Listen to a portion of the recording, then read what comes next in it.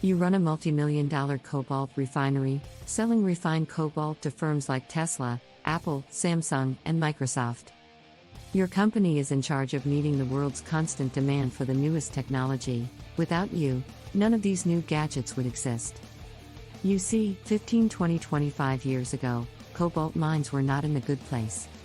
They were losing money, going out of business, and closing up all over the place.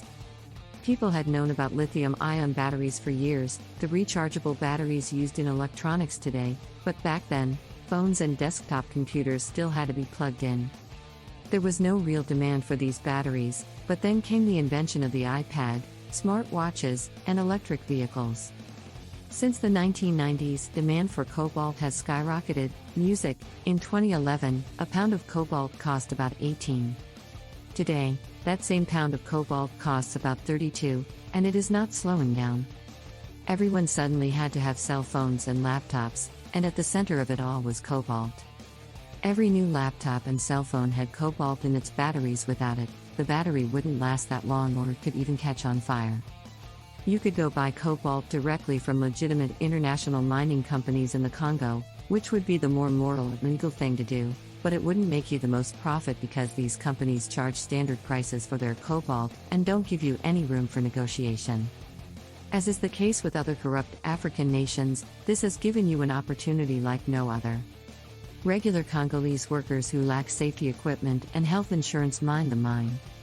The local government refers to it as artisanal mining, which is a very nice sounding name for one of the deadliest industries in the country, but why should you care if you sit thousands of miles away from the Congo and aren't concerned about children dying?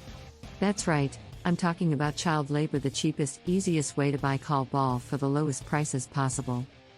Imagine if you had insider information about it this way before everyone else knew how big the EV industry would become. You could have built your own EV empire or invested in one before everyone else, making you billions. However, big trends like this that change the world are difficult to spot, so if you want to know where the world is really headed so you can act on the next big trend, you need a trusted source, your own insider in a sense, and that is where trends come. Here's how it functions. It seems strange, but it's actually rather straightforward.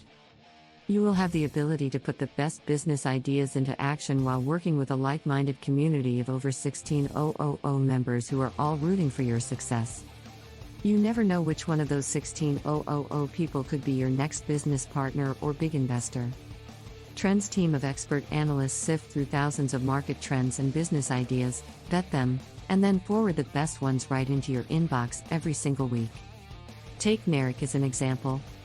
He was a Trends member when Trent noticed indications that the indoor plant market was about to boom. Using that information, Narek launched a D2C plant startup. He shared the project with the community on Trench, received helpful suggestions from other members, and then he began construction. 40 days later, he had raised $1.5 million, give or take. If you want to follow in Chris's footsteps, all you have to do is click the link below and sign up. When you use my link, you'll also get a 7-day Trends trial for just $1, so stop the moment you click submit. Chris built his third-party logistics company Send Eats based on a trend article about the anything as a service movement. Chris went from having one customer and getting less than 200 orders a month to having 27 customers and hundreds of thousands of dollars in revenue. We appreciate Trends for supporting this video. June 2014, a Congolese guy living in a tiny village begins digging a hole in his garden with the intention of installing a new toilet, but after going about 8 feet down, he observes something strange. While he strains to move the hard rock out of the way, he sees something else. This isn't just any old rock, it contains cobalt. The gray stone is streaked with bright turquoise and black. If he could get it out of the ground undetected, he would be wealthy. The man went back inside, pretending nothing had happened, but when evening came, he pulled up the tiles of his living room and started digging. No one could have ever guessed what he found. The only indication was the loud clanging noises coming from the house as soon as the sun set. Cobalt may not be harmful to the rest of the world, but it is deadly to youngsters between the ages of 3 and 18 who work as miners in the Democratic Republic of the Congo, DRC. Yes, you read that correctly, 3-year-olds go to the artisanal mines where they work in different roles depending on their age and abilities. While the adult men are the ones digging underground, the youngest boys learn to dig out cobalt rock fragments from the soil on the surface. Meanwhile, the older kids carry the sacks, which weigh an average of 240 per day for 12 to 16 hours. Breathing difficulties, organs damage, heart illness, hearing loss, and blindness, all of these problems are brought on by cobalt exposure, and these children have to deal with one or more of them every day, according to doctors. We see a lot of young boys and girls who occasionally come in with injuries from when their minds crumble, and occasionally with sexually transmitted diseases. We see birth defects and miscarriages in women due to exposure to metal because people don't wear protective clothing, but it's not just because of the women and girls who work in the mines, they have it far worse. Young girls are abandoned daily, the exact number varies, but we are aware that it occurs frequently. You can tell they have been abused by the change in their behavior. They are forced to come here by poverty at home, some are barely 14 years old when they arrive with children. We are here because of our suffering, we have nothing to eat, foreign mining companies refuse to hire us, they profit from our mandrills. However, we continue to work on this playground from hell where children risk their health and lives for less than $1 per day. However, for a millionaire cobalt refiner like yourself, that's exactly how you like it. Once the cobalt is packaged into sacks and transported to trucks, it travels to the closest cobalt depot. However, if you're a global cobalt refiner who sells to reputable companies like Apple and Tesla, you can't just go buying cobalt mined by kids because you risk getting fined, cancelled, and taken to court in an instant.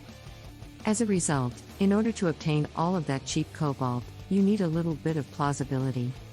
The transactions, but here's the thing, if you purchase directly from these artisanal miners, it would be rather simple to establish a connection between you and the thousands of children who are being forced to work there. Instead, you use middlemen to gather cobalt-filling sacks and bring them to the trucks. Congolese children receive an average daily wage of $1. Each child transports up to 240 sacks per day, earning less than 0.5 cents per sack.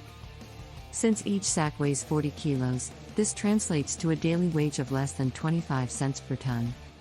The Crusaders sell the same ton of cobalt to Chinese and Indian middlemen for $500 to $7,000 per ton, and from there, cobalt gathered from dozens of mines throughout the Congo is mixed together and sold to you, the refiner. Depending on the purity, you can get about 150 kilos of pure refined cobalt from every ton of mine coal, rock, dust, and soil. After it has been refined, you get to sell the cobalt to companies like Tesla, Dell, Apple, and the problem is that the DR Congo's government not only knows that children are mining cobalt, but also benefits from it.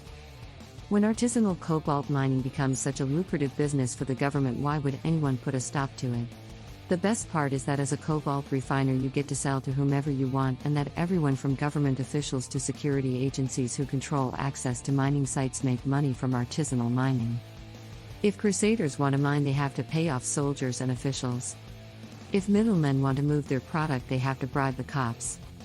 All the children in the Congo get to keep dying so that snobbish adults in the West with electric cars can be arrogant about how environmentally friendly they are, and how are we expected to know where it comes from? Similar to almost every other business we've covered on this channel, Monsanto started out all innocent and full of potential. Its first real success was actually providing Coca-Cola with saccharin, an artificial sweetener that helped keep Coke's prices down, back in the early 1900s. But from that first success, Monsanto went on to experience a series of really sketchy developments.